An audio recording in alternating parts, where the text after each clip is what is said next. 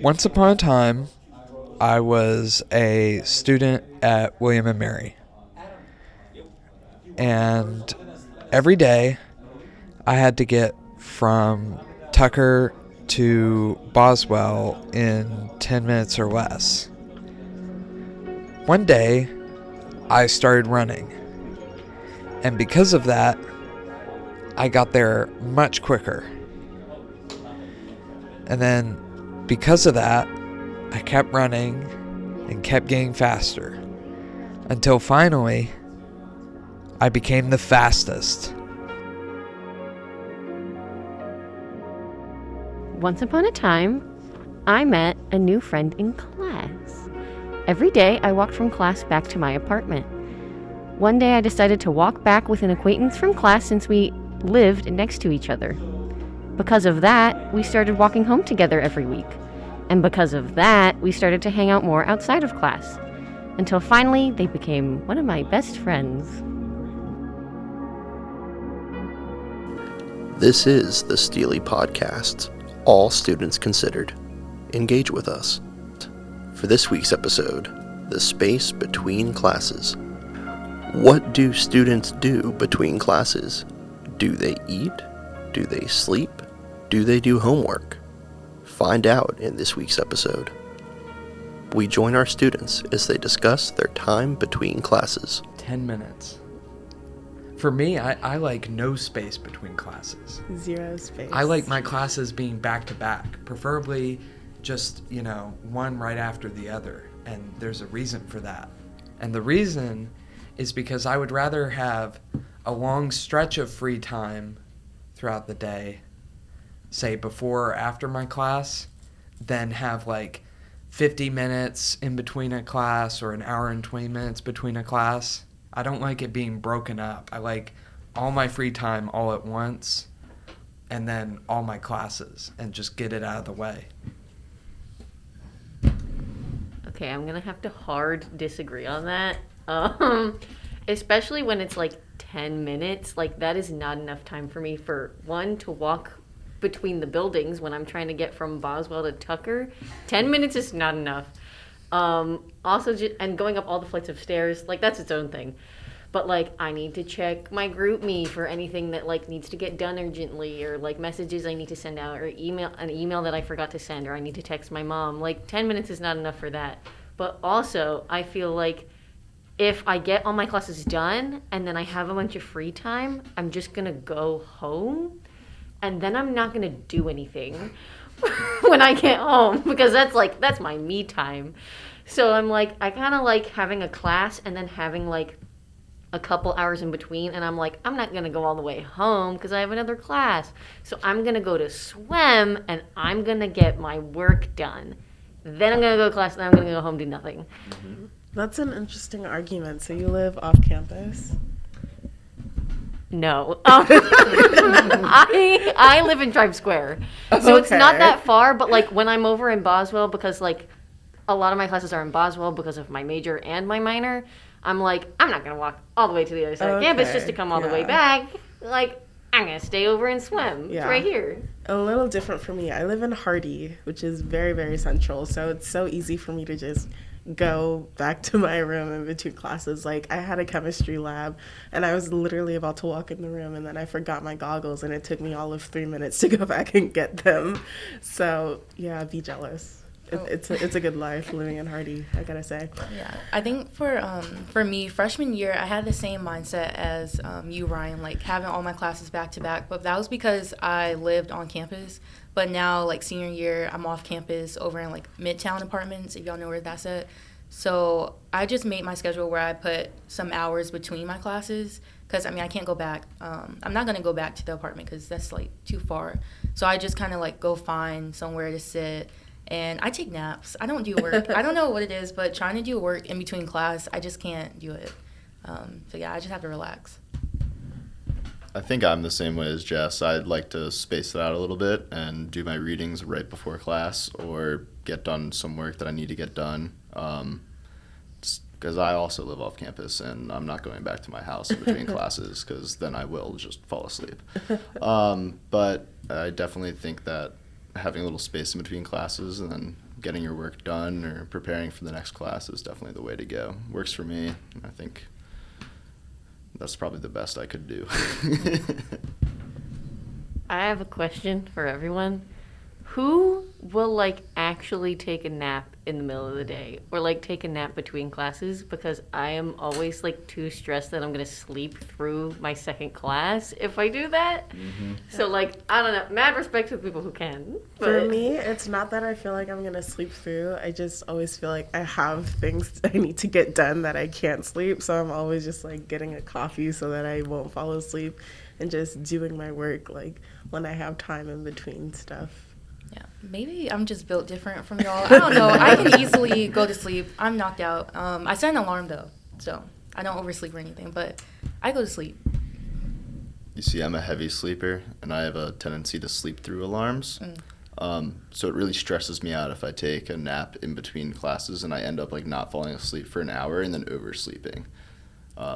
So it really it really didn't work well when I tried that one time. What you need is you need one of those like alarm bracelets that shocks you awake with like that's impulses. a lot. One of my friends back home, he's an electrician, has to wake up at like 3:30 in the morning.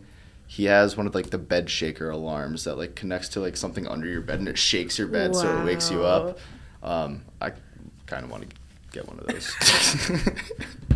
I think it would just be, fun, like you're sitting on the bed and it's like an earthquake. It'd be like, Because earthquakes are so fun. well, no. Obviously, real earthquakes are bad, but like pretending there's one and you have to like run through the scenario, that could be entertaining. I see what you mean. The panic of having to like just get up and go. I see what you mean. Given how many Monster Energies I drink, I would probably have a heart attack if I did that though.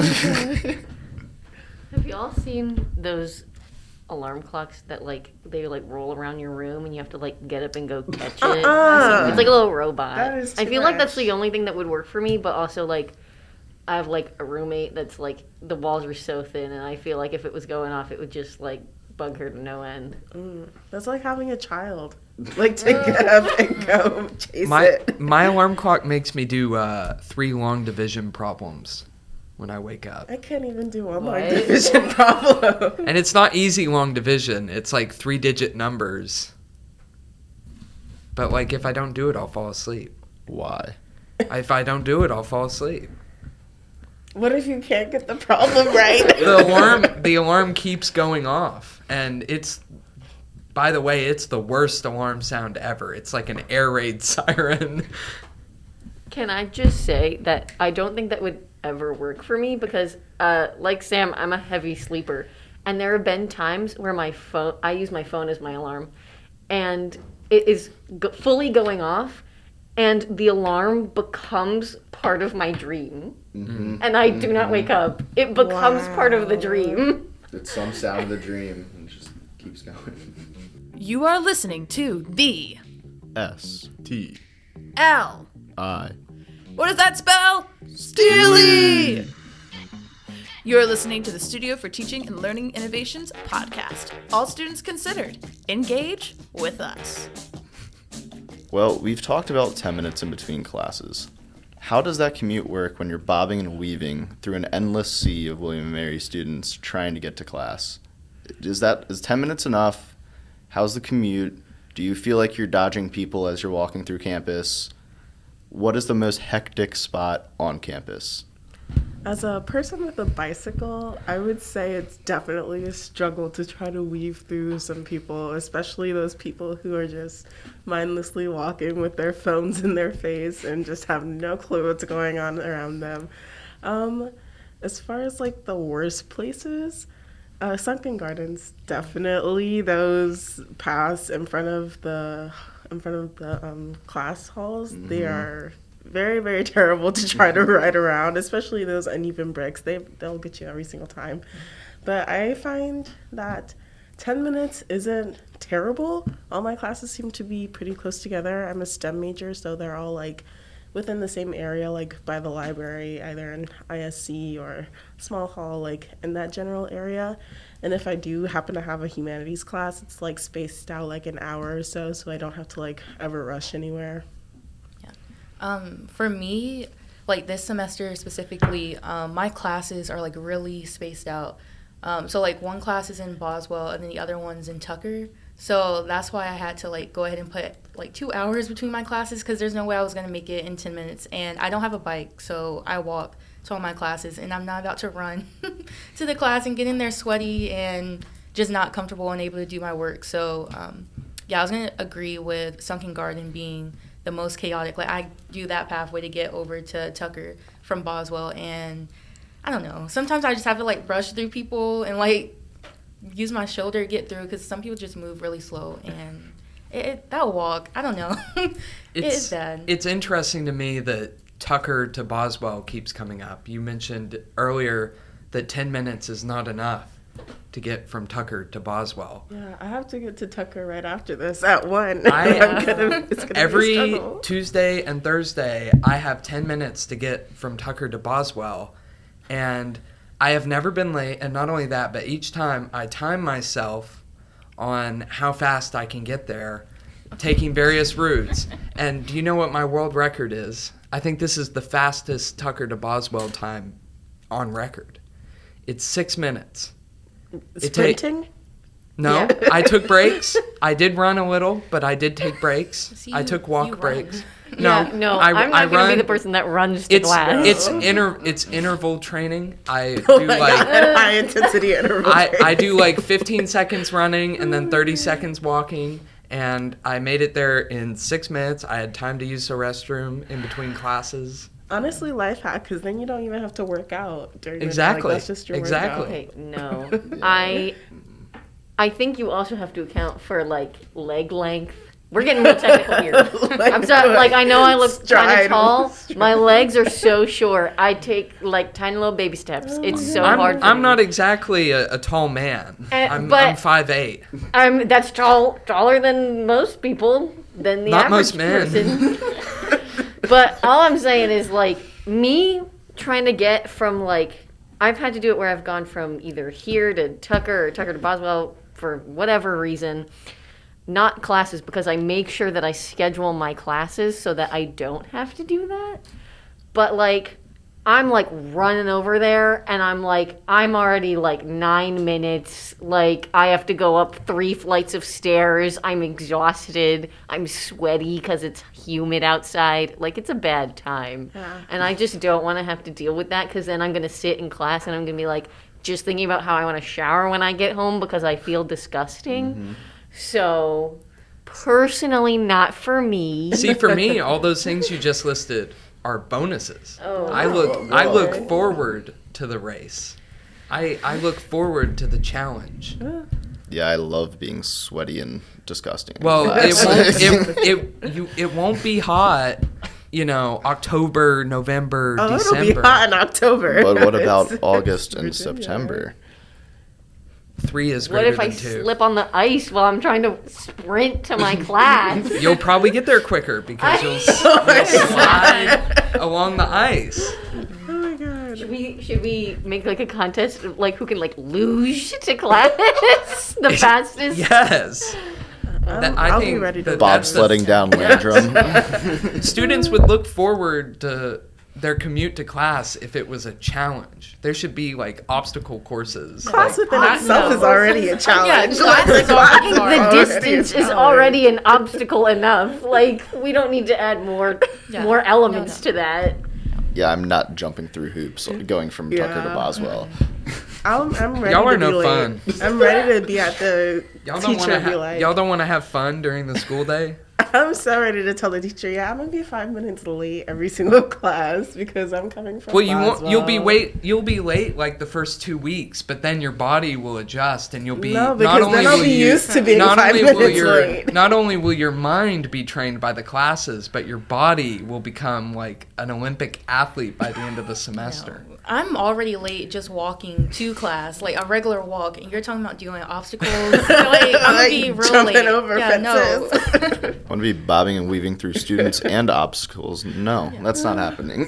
Okay, I have to say, like, no one's going to be an Olympic athlete at the end of the semester. I will be. No, I'm saying, I believe that. Oh I my had a God. class my freshman year. I was taking 8 a.m. Japanese because that was the only one open and I needed to fulfill my language requirement. And it was top floor Boswell. So every morning I was walking up 3 flights of stairs every morning, Monday through babe. Friday. No and offense. it did not get easier. No offense, but that's kind of a choice because there is literally an There's elevator in this Do building. you know how long that elevator takes? It doesn't take as long as No, it going up takes the so stairs. long. There have been times where I called the elevator down to the ground floor, and it would come down to the first floor, and then it would start going back up, and I'm like, That's never when- been my when- experience. when I've did had it go? a class 3rd floor of Boswell, and I've never taken the stairs. Nope. I've always waited The for the elevator. elevator. Always. Yeah, I'm 100% a stairs guy compared to an elevator guy in this building. I just feel like you can move much more swiftly up the stairs. This is the STLI Podcast. Students learning from teachers, and teachers learning from students. All students considered. okay, so I think we're going to talk about the balance between work and school, extracurriculars, all that jazz that we do in our daily lives. I know that there is never enough time in the day for me to get things done. What about you guys? How do you feel about the balance in your life right now? I definitely feel as if William and Mary is a bubble in which a lot of people here think that there is more than 24 hours a day. And so a lot of people will try to juggle an 18 credit course load with 5 clubs and also a part-time job. And it's like, they think that there are 72 hours in a day. And I'm like, I don't know how people do it. But it's kind of like the norm to like just be juggling all these things and just be like getting through it. And I'm just like, wow, I'm not like that. Yeah, I feel like for me, I still have yet to find my balance yet. And what are we, like 3 weeks into the semester, 2-3 weeks? And I still don't have a balance yet. Like, I'm really struggling. I was just like talking to my mom this past weekend about like how I'm already stressing, and I'm like, that can't be good. Like, we just start semester and I'm already stressing. Like, I'm not trying to finish this semester like that. So I'm still like trying to find ways to find my balance and like stop stressing, because I feel like it's just kind of too early for that. Yeah. Yeah, it usually takes me a little while to find my rhythm in the school year. Definitely at the start of the semester, I'm running around like a chicken with my head cut off. Trying to balance like social clubs and sports clubs and school and STLI is sometimes overwhelming, but I feel like once you get your rhythm down, then you're good to go. But at the beginning of the semester, it's just tough. Coming back from the summer, I was like working 40-hour work weeks and going to the gym after and everything, and it was that I got into that rhythm, and then as soon as I was like out of it, I just felt lost. Yeah, I mean, I think there's a lot to be said about like having a scheduled kind of structure that you can just kind of depend on and everyone kind of follows it. Whereas like when you're at college, you kind of have to make your own schedule. And I know that I'm not the best at it, which is why I have to schedule my classes in such a way that I can like make some structure for myself. I mean, I know right now, like I'm obviously working at STLI. I work another job. I have all of my classes, and I'm president of a student org. And like even just that in itself is so much. And you know, I'm a senior. I've been doing this for a while, and I still like can't figure everything out. You know, I want to do more clubs. I want to do more stuff, but I feel like I struggle to find more balance, even with just the things that I'm doing right now. I think these are all like really, really great points. Like even when you're a senior, it's still difficult to find like your groove and things and like how many credits is gonna balance out your clubs and your work and all that. But I think it's really important to also mention just regular college life balance. Like we all still have lives outside of this school. Like I live just an hour away in Chesapeake, and it's like my family still has like ties to me, and I still go home like whenever I can. And it's also just like really difficult to still keep up with those relationships and those things that I have outside of school while also dealing with school and everything that goes on with it, school, work, clubs, all that. Yeah. I agree. It really is like there's not enough hours in the day sometimes. And, maybe in the future, William and Mary, like, far future, should consider opening up a campus on Mars as well, so that, there will be enough hours in the day.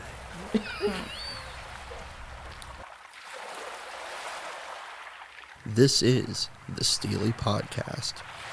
All students considered.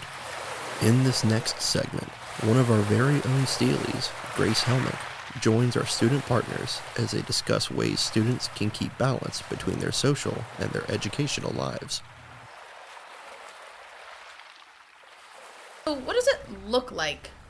I guess, the space in between classes. Last week we were talking about size and if it matters, and I think we came out with it does matter. Mm-hmm. Is that the consensus? That was the group consensus, yes. Okay, so, distance is also a size, Mm-hmm. and, the time between classes is a span of time. It is a distance, it is a length in which we are not actively engaged as students, but yet maybe we're still learning, maybe we're still going to things, maybe we're still having conversations that have to do with learning in class. So what does, just I guess in a quick little paragraph, what does your life look like when you're not in class?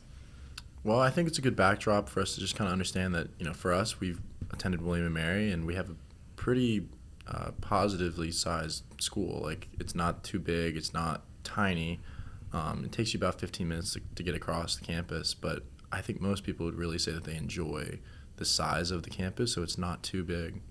It's just right. It is just right. Yeah, but some people say 10 minutes in between class isn't enough. That is true. I have heard that, which I actually disagree with. I feel like as long as you kind of put a little pep in your step, maybe, don't say hi to as many people, I think you can really make it across. I agree. This is true, but also I definitely had classes in Tucker and then had to run to Morton, or I guess Boswell. Mm-hmm. And that is quite some pep in my 5'5" step. Oh, yes. I just gotta say.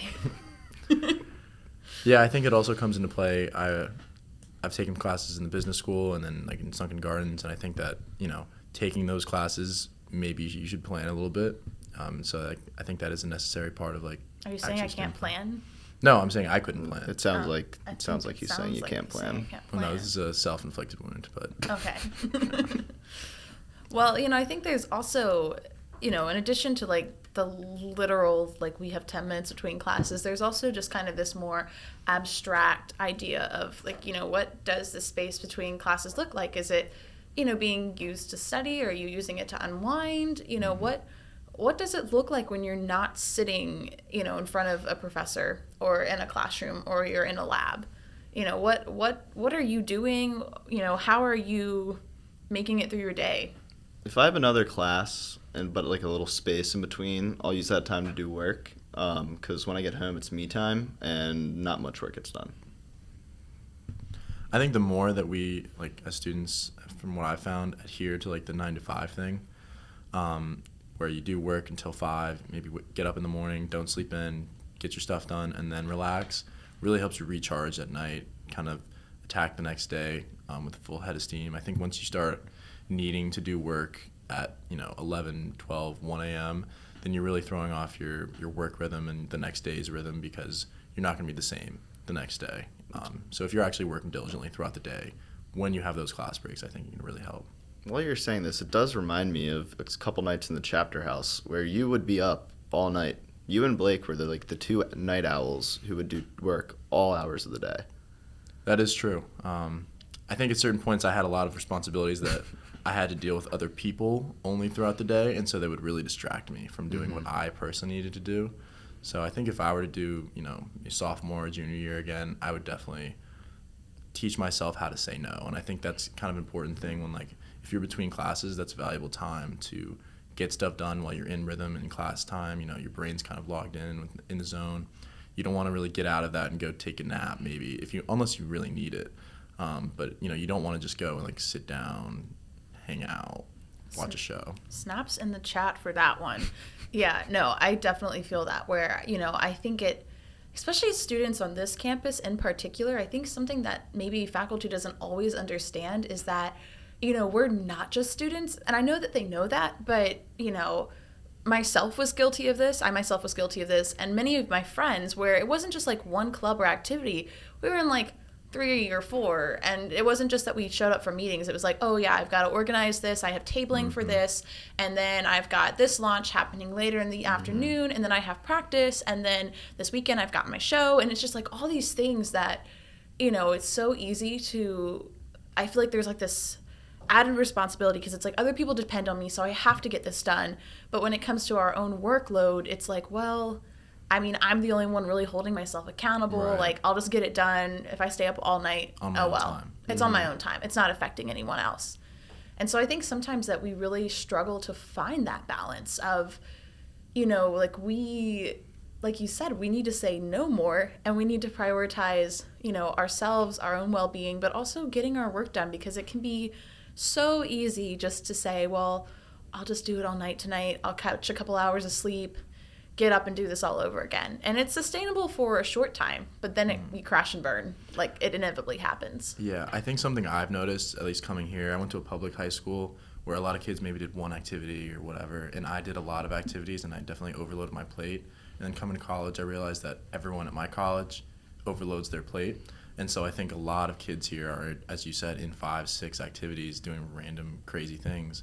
And so, I think time management is definitely a huge skill learned at William Mary, but it is not an easy one. And saying no to certain things, even when it sounds like, oh yeah, maybe I want to be the editor-in-chief of the Flat Hat or something along those lines, like maybe you should just stay at your role and, focus on your schoolwork because maybe the GPA matters a little bit more. Right? So it's always a balance in making decisions, and obviously you want to be as aggressive in your career as you want, but it's definitely a balance. Yeah, setting those boundaries in between school and extracurriculars and everything else that you have on your plate is definitely hard, but it's very important for your longevity and your success.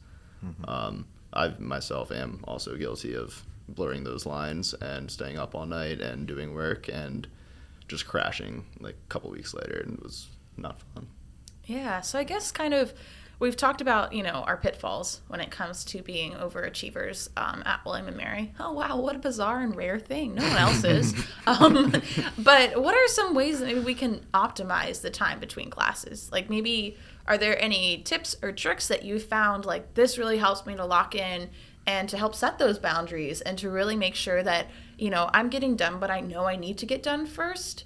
Or, at least I've got that in the schedule somewhere. So, like, I'm not going to be staying up all night. Like, I can prioritize my health and, like, be a well-rounded and healthy student. I have 2 things for that. I think first is the day before, kind of making sure that you plan what you're going to do, where you're going to go. Because sometimes I'll get done with class or something like that and be like, okay, maybe I'll go back home and do work. But if I've planned that I'm going to go to the library or I'm going to meet with somebody and do homework for some class, then I'll do that plan. I'm going to go to the library and follow through with that because I told myself I would the prior day. I think that's my plan of events that day. But if I don't, then maybe I'll just go relax at home, take a nap, something like that, get nothing done. The second thing that I would say is timing of caffeine. A lot of people will take caffeine at 5 p.m. They're like, yo, I have 4 hours more work to do. I'm going to, take a Bang Energy at 5, 6, 7 p.m., stay up until, midnight, and then they're still charged, and then the next day they wake up, they need more caffeine, right? So I think if you take it in the morning or take it, noon or maybe before class or before you start work for 3 straight hours so that you can find that rhythm in those 3 hours of chunk time between classes or after class or whatever, then you really can maximize your efficiency so you don't have to be up late in the afternoon, late in the evening. I myself am also guilty of being a caffeine addict and drinking Monster Energies at random times during the day. This morning I had 2 for breakfast. To a shocking degree, I would say. Yeah, no one would expect that. I'm only a little jittery. But yeah, no, it definitely makes an impact. You that crash at the end of the day, if you have too much caffeine and you just get nothing done, and it gets hard to even get out of your house and go to the extracurriculars that you do have planned. Yeah, I agree. I think, that's such a good point about having, like, scheduling things with other people. Like, I found that as a student, my most productive times were when I met with someone, even if we weren't in the same class. And, like, yes, going over group projects, like, that's group projects. Anyway. That's a whole nother can of worms. That's another can of worms. Maybe if you stay tuned for next week. Just kidding. I'm not making any promises. I don't know what next week is about. But, even, like, sometimes I'd meet a friend and, like, we'd go to a coffee shop or we'd go to the library. And, like, we both had our own work to do, but it was, like, we're meeting here and we're going to spend like 2 hours doing work. And I found that was really like good for my own discipline because, you're right. If not, I might finish with the class and be like, oh, well, I got like 2 hours. Maybe I'll go back home. Maybe I'll like wander around like Sadler Terrace and see if I know people, which I will. And, then you just kind of waste time. And so, I think pocketing time and figuring out like this is when I'm going to do my work is extremely helpful. And I also think, and this was something that I would be really guilty of, is I would want to sit down and do it all at once. Mm-hmm. Like I want to chunk it out. Like I'm going to sit down and write this 5-page paper right now, and I'm not getting up till it's done. And I think that part of that was procrastination because the paper was due that day. Mm-hmm. But also part of it was my inability to like stop working on things. And I think that is a very valuable skill that students need to learn that we often don't. If we plan far enough in advance, it's okay to step away and only maybe write a page of that 5-page paper if you know that you're going to go back the next day and write another page. Mm-hmm. And I think sometimes when we try to do everything all at once, there's like this massive stress that comes onto us if I have to get it done. Oh my gosh, I'm not going as fast, or I'm just not feeling productive. And I just like I need to. And if we can like eliminate that need to and just be like, okay, I'm working for this time block, and what I get done, I get done. Mm-hmm. Then I think we'll be in a better place because as long as we can kind of step away, then we can kind of work ourselves into this like planning of having it done by the due date, but having set aside chunks of time before then that we're going to work on it. And I think that was something that I didn't start doing until like honestly right before I graduated, and that I wondered why I hadn't done it sooner, because it was so helpful just to know, like, I don't have to write this all at once. Right. I'm going to be back here in 2 days, and I'm going to write more. Really specifically about that, I've taken a lot of public policy classes, and I was at one point an English minor. I've since dropped it, but I did love those classes. I think those two types of classes combined taught me two different skills, but basically the same thing. With the policy memos for the public policy classes, if I could sit down and write one chunk, so like maybe the context and then maybe the options the next day and then maybe the solution that I'm recommending the final day, then I could breeze through it, and chunk it out like that. And then for the English essays, a lot of times if I one day sat down, did planning and planned out which part I want to do, and then the next day I did research, and then the next day I did paragraph 1 based on X research, and then paragraph 2 the next day based on Y research. And so just like chunking it out like that, just making it really, really itty-bitty chunks really has helped me kind of make big projects, especially like final papers and things like that, seem much more manageable. That speaks to the skill you said earlier about planning out your days beforehand. Mm-hmm. I've started doing that like for the week. Yeah. Like Sunday night, figuring out what I actually need to do that week, looking at my like assignment calendar and just kind of hunkering down for like 20 minutes and chunking out my time. And that seemed to have really helped me so far. I didn't start that until like the end of last semester, but now I've kind of seen that I probably should have been doing this the whole time. Yeah, because I think it's very valuable. If you fail to plan, you're planning to fail. And, I think that sometimes we get really caught up, and it's so easy, especially when the semester gets busy, when we're getting around midterms or we're getting to finals, that everything just kind of snowballs, and it's like, I got all this stuff.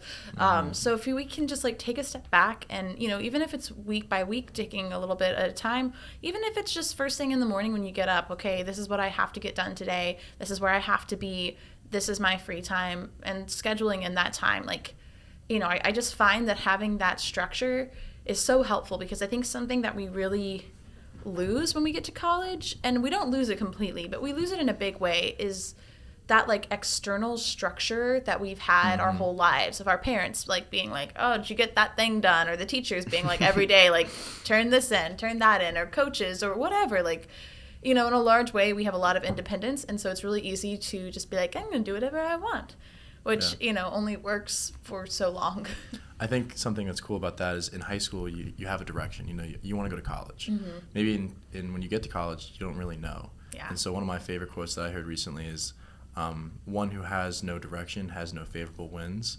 And so that kind of means, like, if you're a sailor and you have no idea which port you want to go to, then nothing that comes along will help you get to any of those ports.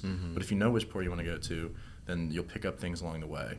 And so if you're, you know, planning out your week, you know, and you know you have to get X, Y, Z done, these are your goals, then, you know, maybe somebody will come along during the week while you're doing your accounting homework and help you with the accounting homework if you're sitting in the business school working on that. So you never know what can happen as long as you are following your path and you have somewhere you want to go. So that's a huge reason that you just have to, from what I experienced, plan out where you're going.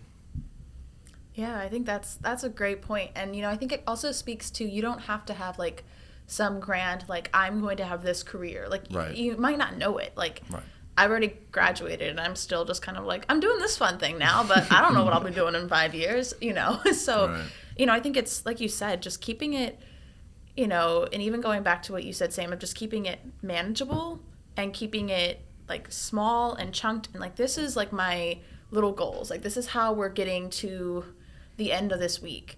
And, you know, each little milestone along the way, this is what, you know, I'm picking up in between classes. And that's crazy, because if you really think about it, this is when the real work happens. Not when you're sitting in class, you know, listening to your professor, although you're getting a lot of valuable information, you're getting a lot of content. It's what we do with the content that really matters. And when we're using the content, that is the space in between classes. You know, how are we, it's not about the destination, it's about the journey. You know, how are we journeying through our college career? Yeah.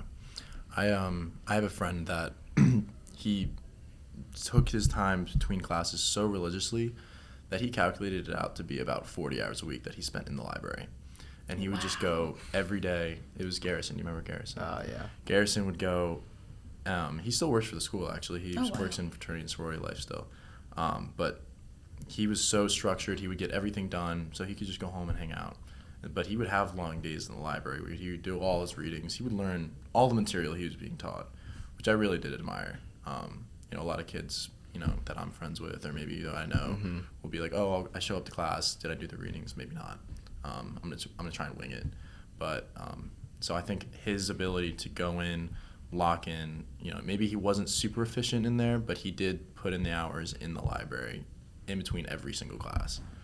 So I think that was really huge for him, and I think that'll pay dividends for his future endeavors too. Yeah, and I think, you know, kind of when we talk about doing hard work and, you know, things such as like resilience or discipline, you know, I think it's easy to think that a lot of it comes from motivation. Like, oh, I get motivated to do my homework. I'm motivated to do my research or to do my readings. And that's not true. I mean, you know, I don't know if you guys are gym rats or enjoy going to the gym. I do. And so, you know, something that you're always seeing is it's not, you know, I'm not motivated. I am consistent. And I'm disciplined. I might not want to go to the gym and work out, but if it's scheduled, I'm going. It might not be a great workout, but it's a workout. And I think the same is kind of true when we think about academics. Like, maybe you aren't super productive in the library, but you got more done in the library than you would have if you had not gone. And, you know, I think kind of having that mindset of just being consistent, you know, being consistent for yourself, being consistent and, you know, having discipline with yourself, it's going to get you really far. I think the first and hardest step a lot of times is just getting in the door. So if you're in a habit of going home after class, leaving home, going back to class, kind of back and forth, once you maybe break that habit, start making a new habit of going to the library, going to a private classroom, something along those lines, then you will actually start to spend more time there, be more productive over time. But it starts with like habit changing actions. Yeah, I find that's the most productive part of my day in between classes, just sitting down, grinding it out, maybe getting prepared for the next class, and something along those lines. But like every little bit counts, every little chunk of time that I have really does matter. It's funny you say that. Sometimes I find that in classes where maybe I don't need to pay attention or something along those lines, I'll find those to be the most productive times when I'm multitasking, maybe taking notes, but also doing something for STLI or doing something for my parents or something like that. I'll get a lot done in that time. And then Yeah, I've had maybe that not the experience most. too. I wrote a paper in one of my other classes the other week, and Yeah.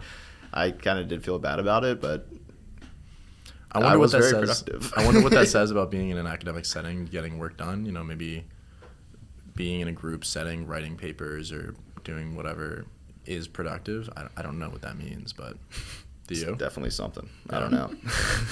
Well, if you ever need anything, there's lots of Diet Coke to keep you going. Mm-hmm. And Pepsi. It's abundant. Diet Coke. But also Pepsi. Family ties, I'm sorry. No. Well, thank you so much for joining us as we discussed the space between classes, what gets done, what doesn't get done, and the kind of caffeinated beverages that we prefer to drink. This is the STLI Podcast. This podcast was brought to you by the letters S for studio, T for teaching, L for learning, and I for innovation. STLI. Visit us on our website at stli.wm.edu.